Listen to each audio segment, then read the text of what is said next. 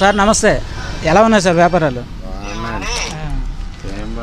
పండగ సీజన్ కదా, Christmas season లేదండి, చాలా దారుణంగా. సంక్రాంతి సీజన్ రాబోతుంది, మరి అలా డల్గా ఉందంటే అలా జనాల దగ్గర డబ్బులు ఉంటాయి కదండి, మాకు పండగ.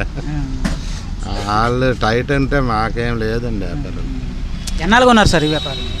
50% బిజినెస్ పడిపోయింది సార్ మాకు. 50% ప్రతి ఒక్కరు నిరుద్యోగ సమస్య ఎక్కువైపోయింది. అందరూ ఇప్పుడు ఆన్లైన్లో ప్రతి ఒక్కరు బుక్ చేసుకొని ప్రతి ఒక్కరు ఆన్లైన్లో తెప్పించుకొని వ్యాపారాలు చేయడం ఇంట్లో దగ్గర లేడీస్. మా వరకు ఎక్కడ రెంట్లు కట్టుకునేసరికి సరిపోతుంది. రెంట్లు, మెయింటెనెన్స్, కరెంట్ బిల్లు బాగా మారుతున్నాయి మాకు. సాలరీస్ ఇవన్నీ ఇచ్చుకొని మా ఎవరి వాళ్ళకి ఇస్తే ఏముండదు మరి. మామూలు ఇంతకుముందు ఎలా ఉండేది, మన గతంలో ఎలా ఉండేది? గతంలో కొంచెం స్పీడ్గా ఉండేదండి వ్యాపారం. మరి ఇప్పుడు ఏంటంటే వర్కులు కూడా కొద్దిగా డల్ అయిపోయాయి, పనులు లేవు ఎవరికి. నూటికి ఒక 10 మంది 15 మంది ఏదో కొద్దిగా వర్కులకి వెళ్ళేళ్ళు, కానీ తగ్గిన వాళ్ళంతా ఖాళీగా ఉంటున్నారు. చాలా జనాభా 1000 రూపాయలు సంపాదించినాడు 500 కూలికైనా వెళ్ళవలసి వస్తుంది. మరి చాలా దారుణంగా ఉంది, వ్యాపారాలు లేవు, రియల్ ఎస్టేట్ లేదు, బిల్డింగ్ కార్మికులందరూ దివాలా తీసిరా. ఏదో జగనన్న ఇచ్చిన పథకాలు బట్టి కొద్దిగా బతుకుతున్నారు అంతే పేదలు. ప్రస్తుతం జగనన్న పథకాలు చాలా సేవ్ చేసే అంటారు, అంతేనా? జగనన్న పథకాల వల్ల బతుకుతున్నారు జనాలు. వ్యాపార పరంగా అయితే మాకు ఏం లేదు. వచ్చిన వాళ్ళకేవో వచ్చిన డబ్బులు లేదో ఒక 5-6 రోజులు ఖర్చు పెట్టుకొని తినేస్తున్నారు. తర్వాత మళ్ళీ మామూలే. అది ఉపాధి హామీ పథకాల మీద మీ అభిప్రాయం ఏంటి? ఉపాధి హామీ పథకాలు అంటే అందరూ ఉపాధి హామీ పథకాలకి వెళ్ళలేరు కదా సార్. ఇప్పుడు మా అలాంటి వాళ్ళు ఉన్నాం, మేము ఒక 6-7 కుటుంబ సభ్యులం. ఒక షాప్ మీద మేము బతకాలి, పిల్లలు పెంచుకొని వాళ్ళకి కట్టుబట్ట అన్నీ చూసుకొని రెంట్లు కట్టుకొని మా మెయింటెనెన్స్ మేము చూసుకొని ఉపాధి హామీ పథకాలు ఎవరికో 100కి ఒక 5 మంది 10 మందికి, అవి ఉన్న వాళ్ళకి ఏమి ఉండవు కదా. అది అందరికీ అందుబాటులో ఉండాలంటే మార్కెటింగ్ రంగంలో కొద్దిగా మాకు అభివృద్ధి జరగాలి. అదే ప్రభుత్వ పాలన ఎలా ఉందంటారు ప్రస్తుతం? ప్రభుత్వం అంటే అటు ఇటు కాకుండా ఉంది, మరి పూర్తిగా చెప్పలేము, అలాగని మానేలేము, మధ్యలో ఉంది.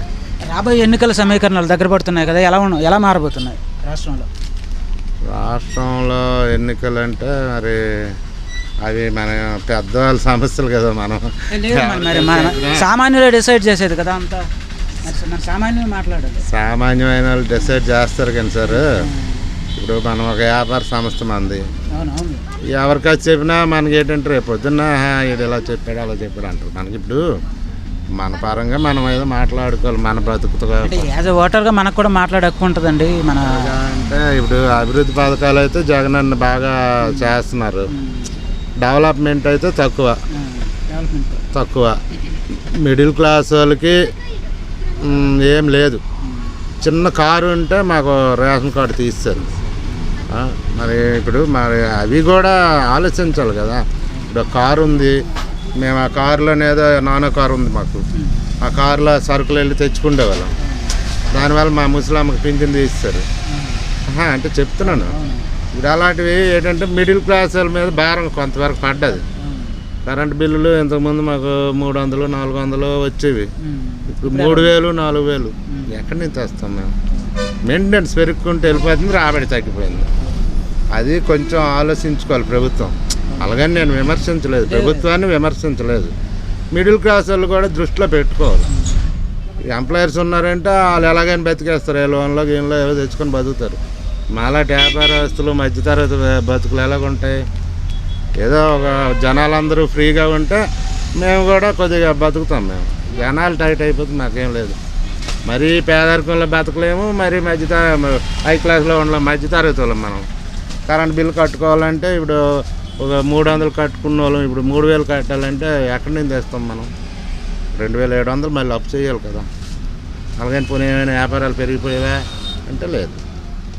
అది కొంచెం ప్రభుత్వం అయితే అందరికీ సరి లెవెల్గా చూడాలి, బాగా రైతులకే చూడాలి, బాగా విలేజ్ల్లోనే చూడాలి, సిటీలోనే ఎలా పోవాలంటే అది కరెక్ట్ కాదు. అది మీరు ఎప్పటి నుంచో చూస్తున్నారు, మరి గత ప్రభుత్వానికి ఈ ప్రభుత్వానికి తేడాగా ఏం గమనించారు మీరు? ప్రభుత్వాల గురించి అంటే మేము గతంలో కొంచెం ఫ్రీగా ఉండేవాళ్ళండి అందరూ. ఇప్పుడు కొంచెం టైట్ అయిపోయారండి. ఇప్పుడు ఒక చిన్న బిల్డింగ్ కట్టాలనుకోండి, నానా రకాల పర్మిషన్లు ఇక్కడ గ్రామ సచివాలయం నుంచి వస్తారు, వాళ్ళు ఇబ్బంది పెడతారు. విఆర్ఓలు వస్తారు, వాళ్ళు ఇబ్బంది పెడతారు. సిటీ ప్లానింగ్ వాళ్ళు వస్తారు, వాళ్ళు ఇబ్బంది పెడతారు. పేపర్ వాళ్ళు ఉంటారు, వాళ్ళు విపరీతమైన ఇబ్బంది పెడుతున్నారు అని నేను ఎవరిని విమర్శించలేదు. ఫ్రీగా ఉండాలి. ఇప్పుడు ఎన్నో లక్షలు పెట్టి కొనుక్కుంటారు ఒక ల్యాండ్, ఎన్నో కళలు కాస్తారు. దాన్ని ఏదో కట్టేటప్పుడు ఇబ్బందులు పెట్టడం, డెవలప్మెంట్ తగ్గిపోద్ది కదా. ఇప్పుడు బిల్డింగ్ కన్స్ట్రక్షన్ చేయాలంటే ఈజీగా ఉండాలి. ఈజీగా ఉంటే 10 మందికి పని దొరుకుతుంది. అది టైట్ చేస్తారు. టైట్ అంటే ఏం లేదు, ప్రతి దీనికి పేపర్లు కావాలండి. మేము ఎక్కడి నుంచి తెస్తాం? ఎవడో కట్టుకున్నాడు, ప్రతి దీనికి పేపర్ కావాలి. పేపర్ లేకపోతే కమిషన్లు ఇవ్వాలి, అందరికీ కమిషన్లు ఇవ్వాలి. ఎక్కడి నుంచి తెస్తారు? రిజిస్ట్రేషన్ కాస్ట్ పెరిగిపోయి ఇంతకుముందు రియల్ ఎస్టేట్ చేసుకున్న వాళ్ళు బాగా ఫ్రీగా బతికేవాళ్ళు. ఇప్పుడు 99% కూడా రియల్ ఎస్టేట్ లేదు, జీపీ తీస్తారు. ఇంతకుముందు ఏదో మీడియేటర్లు ఇన్వెస్ట్మెంట్ చేసేవాళ్ళు, ఎక్కడో ఒక అడ్వాన్స్ ఇచ్చి దాన్ని మళ్ళీ మార్కెటింగ్ చేసుకొని కొద్దిగా ఫ్రీగా వాళ్ళు తెలిసిన వాళ్ళకి లోన్ల మీద వీటి మీద కొనిపించుకునేవాళ్ళు. ఇప్పుడు జీపీఏ తీస్తారా? మరి ఎవరు అడ్వాన్స్లు మీడియేటర్లు ఎవరు పెట్టట్లేదు. రిజిస్ట్రేషన్కి వెళ్తే 200 గజాలకి మినిమం ఒక 6-7 లక్షల రూపాయలు రిజిస్ట్రేషన్ కాస్ట్ పేడ్ చేయాలి. వాళ్ళు పాపం వాళ్ళు కుదేలు అయిపోయారు. రియల్ ఎస్టేట్ చేసిన వాళ్ళందరూ కుదేలు అయిపోయారు. అపార్ట్మెంట్స్ ఇవి అంటే ఎంప్లాయర్స్కి వాళ్ళకి అందుబాటులో ఉంటాయి. వాళ్ళ బిజినెస్ మాత్రం బాగా జరుగుతుంది. అపార్ట్మెంట్ల బిజినెస్ బాగా జరుగుతుంది. పెద్దలు బాగుంది. 100 మంది వ్యాపారం పోయి ఒకరికి వెళ్తుంది. అర్థమైంది కదండి. అది అవన్నీ మరి ఏదో కొద్దిగా ప్రభుత్వం దృష్టిలో పెట్టుకొని మిడిల్ క్లాసులకి అందుబాటులో ఉండాలండి ప్రభుత్వం. అది నాకు అన్ని పార్టీలు ఒకటే. నాకు ఎవరిని విమర్శించలేదు, నాకు ఎవరి మీద ఫేవర్ కాదు. జగన్ అన్న అయితే చేసిన వాళ్ళు చేస్తున్నారు, కానీ మాలాంటి వాళ్ళు అందరం ఇప్పుడు వ్యాపారాలు లేక వ్యవహారాలు లేక కొంతమందికి పనులు లేక ఇబ్బంది పడుతున్నామండి చాలా. అది కొంచెం మిడిల్ క్లాస్ వాళ్ళకి కొన్ని భారం ఎక్కువైపోయింది. అది కొంచెం తగ్గించాలి, అభివృద్ధి చేయాలి. అభివృద్ధి అంటే ఏదైనా సిటీ పరంగా ఒక ఇల్లు కట్టుకోవాలన్నా ఏదైనా ఫ్రీగా వదలాలి. వదిలితే డెవలప్మెంట్ అవుతుంది. ఇప్పుడు 3 ఫ్లోర్లు కట్టాలనుకుని కోరిక ఉంటుంది మనకి. విశాఖ రాజధాని అంటున్నారు కదా, 3 ఫ్లోర్లు కట్టాలనుకుంటాం ఒక 100 గజాల స్థలంలో. దానికి ఎన్నో ప్లాన్లు కావాలి, ఎన్నో అడ్డంకులు ఉండాలి, ఎంతోమందిని మేనేజ్ చేయాలి. ఇప్పుడు 3 ఫ్లోర్లు కడితే ఒక 30 మందికి పని దొరుకుతుంది కదా. ఉన్నోళ్ళు ఏదో అది కరెక్ట్ కదా. 3 ఫ్లోర్లు ఒక వ్యక్తి మీకు కోరిక ఉంటుంది 3 ఫ్లోర్లు కట్టాలని. దానికి నానా రకాల పేపర్లు కావాలండి. మనం ఎక్కడి నుంచి తెస్తాం? ప్లాన్ ప్రకారం కట్టుకోవచ్చు. గతంలో ప్రొసీజర్ మనకి ఈజీగా ఉండేది. ఈజీగా ఉండేది. బిల్డింగ్లు ఎక్కడికక్కడ బాగా చూసి చూడనట్టుగా వదిలేసేవాళ్ళు. ఇప్పుడైతే చాలా స్ట్రిక్ట్గా ఉందండి. వ్యాపారస్తులు అయితే బాగా నాశనం అయిపోయారు. రియల్ ఎస్టేట్ పూర్తిగా పోయిందండి. రియల్ ఎస్టేట్ రంగం అయితే మరి లేదండి. చాలామంది ఇబ్బందులు పడుతున్నారు.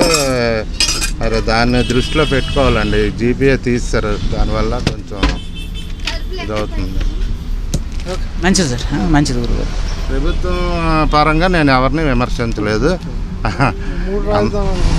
3 రాజధానులు అంటే ఎవరి ప్రాంతం వాళ్ళకి అభివృద్ధి అవ్వాలని కోరుకుంటాం. ఏమండి, ఇప్పుడు విజయవాడలో ఉన్న వాళ్ళకి అక్కడ ఉంటే బాగుంటుంది అండి. అది దానిలో అందరూ డెవలప్ అవ్వాలి. ఇప్పుడు ఒక మారుమూల ప్రాంతంలాగా ఉండకూడదు.